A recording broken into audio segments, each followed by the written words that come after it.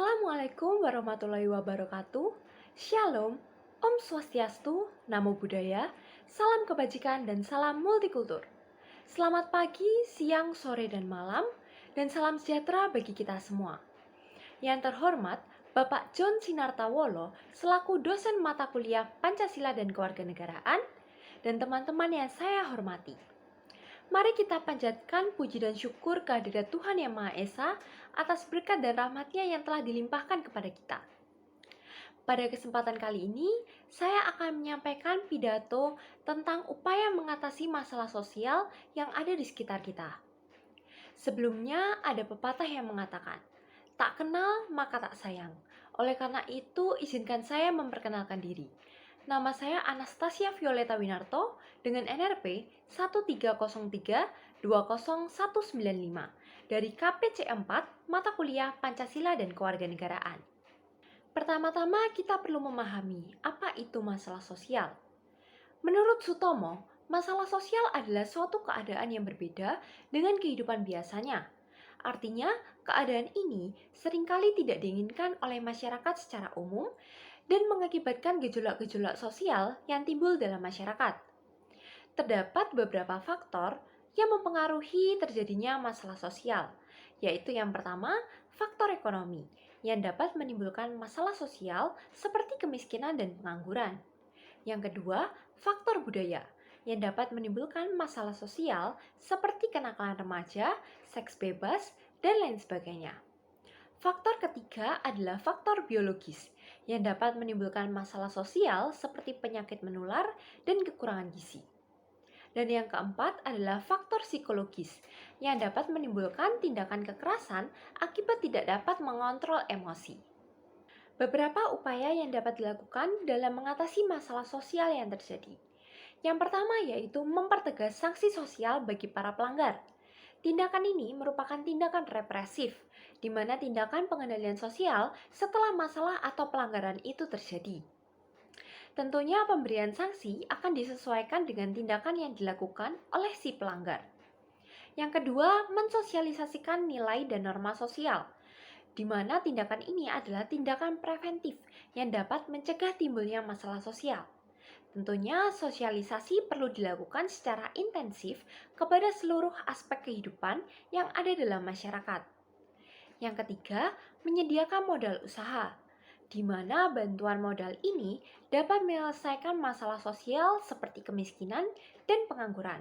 Diharapkan masyarakat dengan adanya bantuan modal ini dapat membuka lapangan usaha mandiri dan meningkatkan perekonomian. Yang keempat, meningkatkan pemerataan pembangunan dan pendidikan. Hal ini bertujuan untuk mengurangi adanya kesenjangan sosial, di mana pemerataan pembangunan dapat menciptakan perekonomian masyarakat yang semakin baik dan meningkatkan pendapatan ekonomi per kapita.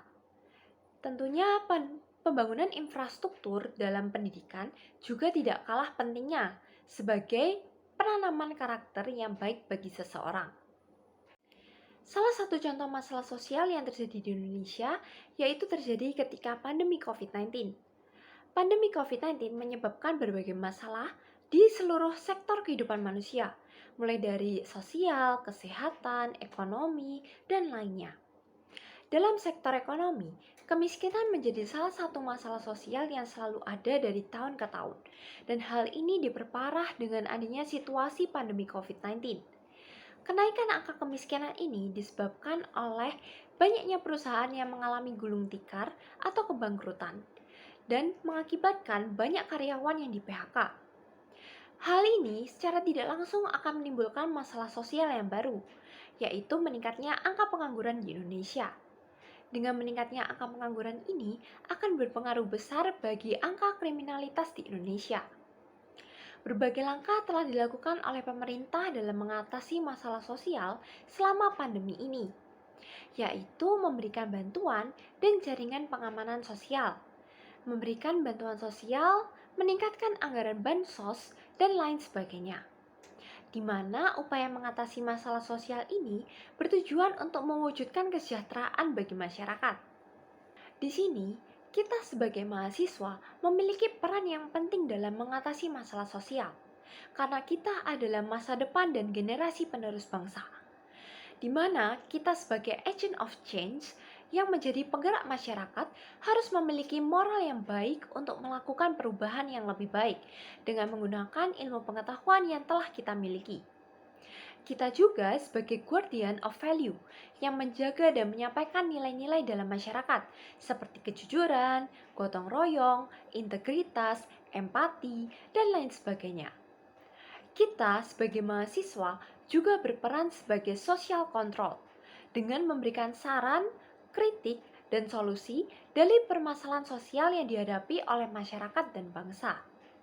Sebagai penutup, saya ingin mengutip kata-kata dari Bapak Muhammad Hatta.